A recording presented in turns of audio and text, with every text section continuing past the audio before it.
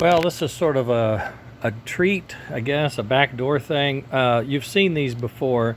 These are the Next Gen S option of all-wheel pickup. And how they're designed is we've taken the axle and the sintered metal wheels, and we cut the axle in half, and we stick them in to a sleeve with a dead end and a hole, so the axles don't touch, and the wheels are separated electrically, but they're connected mechanically to fit in here. Then we 3D print this pivot plate so it replaces the truck, and it also has an attachment point for the side rails or the side frames, and the side frames include a brass insert for easy spinning, and then a mounting lug nut is embedded in the plastic here to mount. This also gives us the ability to articulate, if you know what I mean. It gives us a little bit of a suspension, which is kind of neat. But also the pickups are mounted in the center, and they are a very strong copper spring material. We solder our pickup wire in and run that down, and then these are rubbing on the axle and the wheel in that corner right there, in all four. So these wheels, I'm so sorry, my hand's tired today. These wheels here are all on the same rail at the same time and share that energy. So if it gets dirty up here or he gets a bump, these guys will have that energy. Energy comes through. Same on this side. So all 8 wheels are picking up. This is the left side, that's the right side. And we bring that up, and I'll show you in a second. I'll just flip this over here, get him on the rails. It just sits down like it normally would. And again, I'm going to show you that they articulate. You know, they got to take the bumps.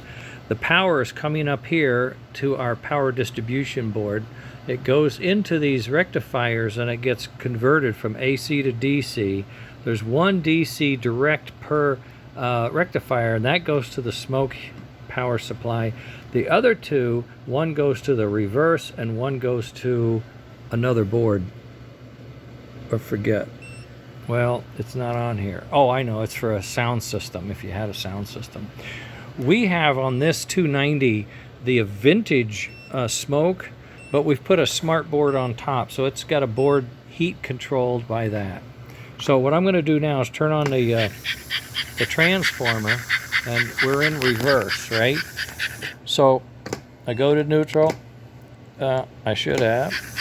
I'm in reverse. I go to neutral, and I go forward. There we go.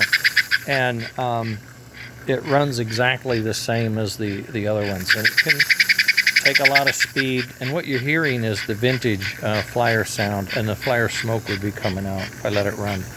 So this is another version of what we are considering Next Generation S. I'm going to replace this guy with one of our new fields because it's an improved field set. And he will have a DC field there. The vintage armature, brushes, and all that all get tuned up. Check the backlash, set that.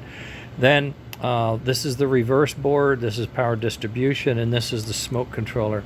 So that power comes up to here, goes out of the reverse board into the fields, and that's how you control the direction and the speed, only through those 2 wires. The other 2 wires go up to the smoke power supply, and that manages the smoke system. So that's where I'm going now. I notice these are not treaded, so I'm going to put some rubber on these. I'm going to change this field out, so I'm going to be pulling the engine apart tomorrow. What I did today was I built I built these trucks. I had most of the parts. I don't think I had to print any. I had them on a bag. I had to make the wires, cut them and bend them and do all that soldering, but that's not a problem. And then I assembled the trucks.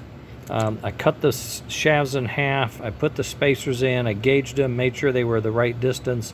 Put the wheels on, made sure they were the right distance, because you got to have good roll, right? Don't want too much drag. And then I installed a coupler on the back, and this will be open for a connector. Now I'm debating if I'm going to use this connector again or go to try to get a firebox, but I see he's got a chip taken out of that.